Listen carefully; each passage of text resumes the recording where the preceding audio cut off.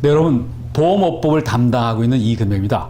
그 보험업법은요, 손해사정사 그리고 보험계리사에서 출제되는 그런 과목이죠. 또 그리고 요 내용 자체가 뭐 대단히 어려운 거는 아니에요. 그렇지만 또 뭐 이렇게 상세하게 외우고 암기하고 정리하실 그런 내용들이 상당히 있다는 거죠. 이제 그러면서 한번 제가 뭐 들어가기 전에 하는 요런 얘기를 한번 드리고 싶습니다. 이제 어떻게 하시는 게 좋냐면요, 공부를 할 때 물론 이 많은 내용들을 전부 다 정리하고 암기한다는 거는 거의 불가능해요. 그러다 보니까 어떡하죠? 뭐 제가 시험에 나올 만한 문제 그 위주로 나갑니다. 그러다 보니까 뭐 제가 얘기한 범위, 요 정도 범위에서 여러분도 공부를 한번 하시는 걸 해보세요. 물론 교재를 만들 때는 어떻습니까? 뭔가 큰 틀을 잡기 위하다 보니까 뭐 여러 가지 내용들을 집어넣어요. 그렇지만 이 내용 중에서도 어떻죠? 반드시 암기하고 정리할 내용이 있는가 하면은, 그런가 하면은 가볍게 볼 만한 내용도 있고, 또 어떤 내용은 그냥 지나쳐도 되는 내용이 있어요. 그거를 완급을 조절해서 나간다는 거죠. 그래서 여러분도 이렇게 한번 따라와 주시길 바랍니다. 이제 보험업법 총칙 내용 중에서 보시면요, 뭐 어떤 게 나왔냐면요, 맨 처음에 보험의 정의가 어떻고 또 성립 요건이 있는데, 이런 내용은 사실 어떠냐면요, 보험업법에서는 시험에 나오는 얘기는 아니에요. 뭐 그렇지만 제가 잠깐 한번 얘기를 드려봅니다. 항상 우리는 어떻죠? 위험에 노출이 돼 있잖아요. 내가 교통사고 당할지, 또 우리 집에 불이 날지 항상 모르는 거 아닙니까? 또 뭐 비행기가 어떤 추락할지, 그리고 아니면 배가 어떤 침몰할지, 이런 뭔가 같은 동일한 위험에 처한 사람들이 모여가지고 보험료를 납부하고 기금을 만들어 놨다가 뭐 이렇게 사고 발생했을 때 뭐 돈을 보험금을 지급해서 뭔가 좀 편안한 마음으로 세상 살기 위한 게 바로 보험인 거 아닙니까? 뭐 그리고 또 하나 더 예를 들어봅니다. 그리고 이제 이런 정도 선에서 한번 보시고요. 그리고 그 다음에 진짜 중요한 거, 뭐 여러분 같이 공부하시다가 보면요, 진짜 중요하고 시험에 나올 만한 거는 제가 필기를 해 나가면서 정리를 한번 해보도록 합니다. 처음 보시면요, 세 번째 뭐가 나왔죠? 보험업법의 목적이 나왔잖아요. 보험업법의 목적, 요게 나왔는데요. 물론 보험업법의 목적은 그동안 여러 차례 시험에 출제가 됐었어요. 또 아마 시험에 나올 가능성도 굉장히 높다는 거 아닙니까? 그런데 물어보는 게 항상 거의 비슷했어요. 그래서 그 틀에 맞춰서 여러분한테 한번 얘기를 드려봅니다. 뭐라고 얘기했냐면요, 이렇게 한번 봅니다. 어떤 보험을 있는 데를 한번 중요 포인트를 적어놓고 어떤 식으로 정리해야 되는가 한번 예를 들어 볼게요. 보험업을 경영하는 자, 경영하는 자. 이 자를 우리가 뭐라 그러죠? 보험회사라고도 얘기하고요. 또 이런 사람을 보험자라고도 얘기를 한다는 거 아닙니까? 뭐 이런 자도 있고요. 그리고 누가 있었죠? 보험계약자가 있죠. 보험계약자는 보험계약의 당사자인 거 아닙니까? 보험계약자가 있고요. 보험계약자가 있고, 또 피보험자라는 게 있었죠. 피보험자 여러분이 뭐 보험계약법 할 때 공부하셨고 뒤에 설명도 있었지만요, 어떻습니까? 제가 생명보험 할 때는 어떻죠? 피보험자 어떤 사람입니까?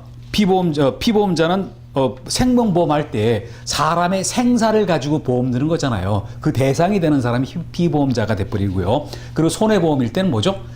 어떤 누구누구의 재산에 손상이 오는 거에 대비한 거 아닙니까? 그러면 그 재산을 소유하고 있는 사람, 뭐 이런 사람이 피보험자로 된다고 보세요. 피보험자. 그리고 또 이 사람들, 뭐 이런 사람들이요. 뭐 그리고 그 밖에 이해관계인, 요렇게 놓고 한번 봅니다.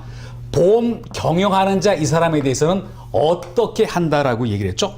건전한 경영을 도모한다 그랬잖아요. 건전한 경영을 도모하고, 그리고 그 다음 봅니다. 보험계약자, 피보험자, 이해관계인에 대해서는 어떻게 했죠? 이런 사람에 대해서는요, 어떤 뭐 이렇게 한번 얘기를 봅니다. 권익을 보호한다라고 얘기했잖아요. 권익을 보호한다라고 얘기를 한 거 아닙니까? 그래서 이거는 어떠냐면요, 보험업법 목적 중에서도 그 내용이에요. 여러분이 저하고 같이 공부하시면서 계속 이런 내용들을 다루고 있다는 거 아닙니까? 근데 한번 이렇게 봅니다. 이렇게 함으로써 어떤 결과가 옵니까? 그리고 그 다음에 나왔죠? 보험업이 건전하게 육성이 되고 또 경제의 어떤 균형 있는 발전, 이거에 달성이 된다는 거 아닙니까? 그래서 이렇게 한번 봅니다. 보험업법 목적 중에서 보험업 경영하는 사람, 보험회사 또는 보험자가 건전한 경영을 도모하도록 그런 내용들을 담고 있다. 또 보험계약자, 피보험자, 이해관계인이 권익을 보호하는 그런 목적을 갖고 있다. 그러면서 이거를 잘했을 때 뭐가 되죠? 보험업법이 건전하게 육성되고 국민 경제가 균형 있게 발전한다. 이 두 가지는 궁극적 목적이라고 볼 수가 있어요. 목적이고요.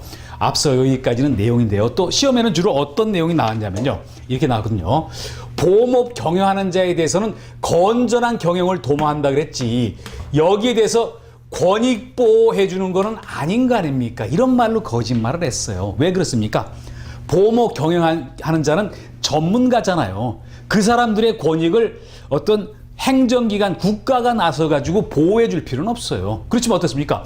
보험계약자, 피보험자, 이해관계인은 어떤 경제적 약자이잖아요. 쌍방 간의 거래가 있다 보면은 전문가보다 잘 모르는 경제적 약자가 피해를 볼 거 아닙니까? 그러다 보니까 이런 사람들의 권익을 보호해 준다는 얘기였어요. 시험에는 제가 앞서도 얘기를 드렸지만요. 보험계약자, 피보험자, 이해관계인의 권익보호인데 여기에다가 어떤 보험 경영하는 자 얘기 나오면 틀릴 거 아닙니까? 그런 게 꾸준하게 시험에 출제됐던 부분이다라고 여러분 봤습니다. 뭐 이렇게 체크해 보시고 그리고 그다음 봅니다. 그다음에 보험업법의 성격 나왔죠?